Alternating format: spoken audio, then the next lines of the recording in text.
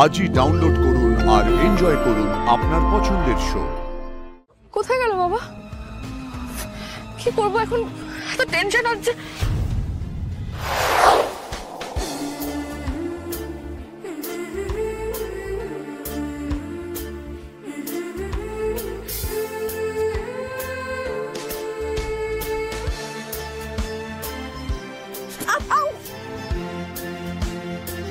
I'm sorry. It's okay. আপনার পক্ষে যদি সম্ভব হয় তাহলে আমার মেয়ের বিয়েতে যদি যদি একটু আপনি পায়ের ধুলো দিতেন।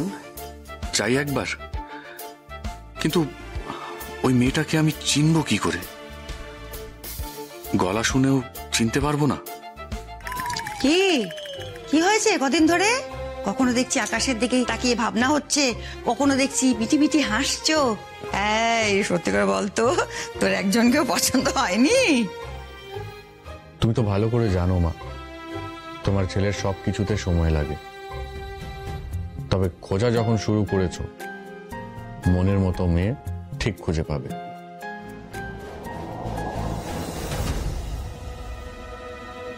কাকু বাবাকে দেখেছো গো? বাবা না না, আমি তো দেখিনি বাবা। না না না, কোথায় যে গেল? কোথায়? এই তোরা বাবাকে দেখেছিস রে? এখানেই কোথাও আছে। নিশাদির কাছে নেই তো? একবার দেখো না। দেখেছি, নেই। অদ্ভুত, কোথায় গেল এখন? হরিদাকে করছিস? হ্যাঁ কাকু, তুমি দেখেছো বাবাকে? এই তো দেখলাম, হরিদা এখনই হনন করে এদিকে চলে গেল। এদিকে গেল? এদিকে এদিকে। কোথায় গেল বাবা? কি করবো এখন? এত টেনশন হচ্ছে। তাহলে কি ব্যাংকে টাকা ঢুকেছে? বাবা সেই জন্যই টাকা তুলতে গেছো? ইস, মিছিমিছি টেনশন করছিলাম। আমি ফোন করেই যাচ্ছি কিন্তু ফোনটা ধরছেনই না ওনারা। কতবার যে ফোন করেছি কি বলবো আপনাকে। কিন্তু ব্যাংকে টাকাটা না ঢুকলে তো আমার মেয়ের বিয়েটাই আটকে যাবে। আজকে আমার মেয়ের বিয়ে, বুঝতে পারছেন তো। সবাইকে অ্যাডভান্স করতে হয়েছে, ক্যাটারিং, তারপরে প্যান্ডেলের লোক, অল্প অল্প অল্প করে অ্যাডভান্স করেছি। কিন্তু আজকে তো ফুল পেমেন্ট করার কথা। কিন্তু এখন আমি বেরোচ্ছি, আসি। শোন শোন শোন বাবা, কিছু একটা খেয়ে নিস মনে করে। হ্যাঁ, আমার কিন্তু খুব দুশ্চিন্তা হবে, তোর শরীরটা ভালো নেই। মা আমি সত্যি খেয়ে নেব, প্রমিস। এখন আসি।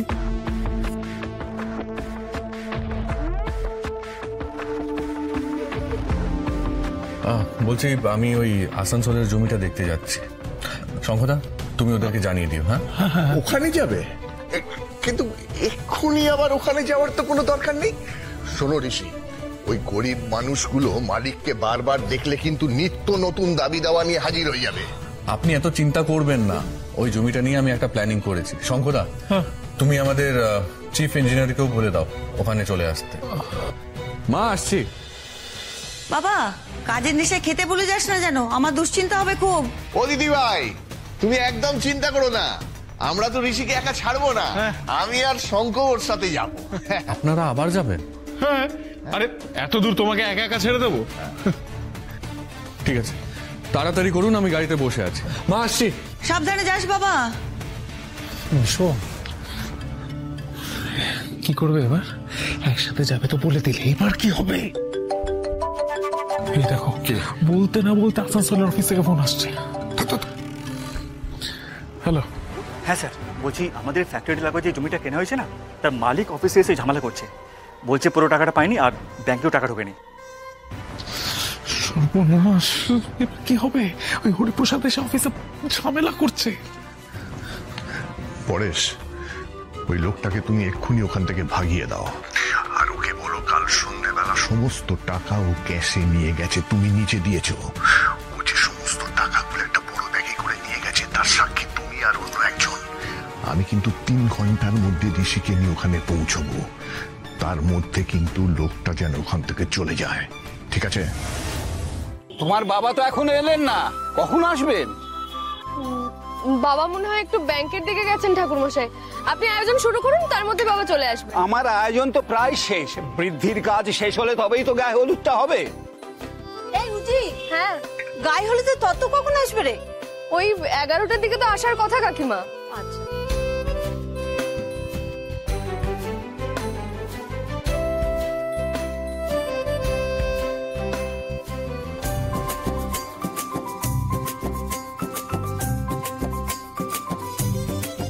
পছন্দ হলো? হেভি রে, ব্ল্যাক। যাই বলো তাই বল দিদি, আমার কিন্তু এটা বেশ পছন্দ ছিল। দেখ কি সুন্দর red, this one is the best. এই উজি, বলছি বাবা কই রে? বাবাকে অনেকক্ষণ দেখতে পাচ্ছি না। এই যে দাদা, ফালতু ঝামেলা করছেন কেন? ফালতু ঝামেলা কি বলছেন স্যার? আমার টাকা, টাকা আমার। টাকা? হ্যাঁ। কাল সন্ধ্যাবেলা পুরো টাকা দিলাম যে আপনাকে। আমি নিজে আপনাকে সবটা বুঝিয়ে দিয়েছি।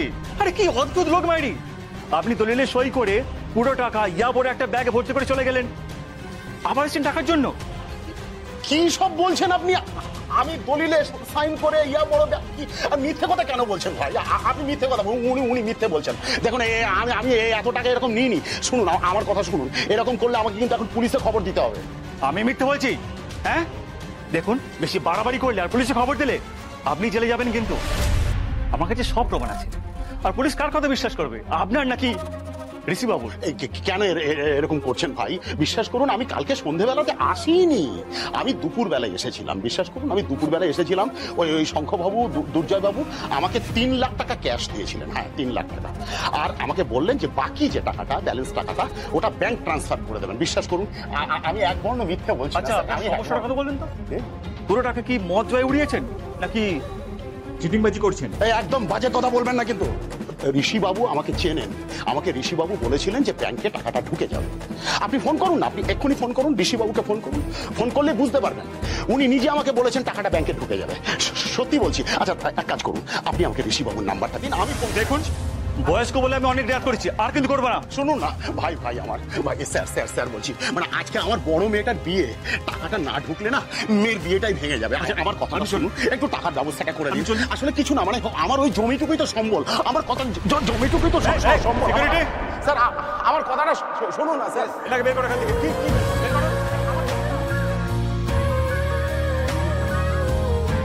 এই দিদি, হ্যাঁ বউ ভাতের পরের দিনই গাড়ি ডেলিভারি দিয়ে দেবে। কি মজা রে দিদি, জামাইবাবুর সঙ্গে তো খুব ঘুরবি। জামাইবাবুর সঙ্গে খুব ঘুরবি? ওই তো জামাইবাবু তোমার, এরকম ভুটকো মতো একটা পেট। এই শোন, তুই তো শালি হোস, তোকে একটা দায়িত্ব দিচ্ছি, পালন করবি তো? কি বল?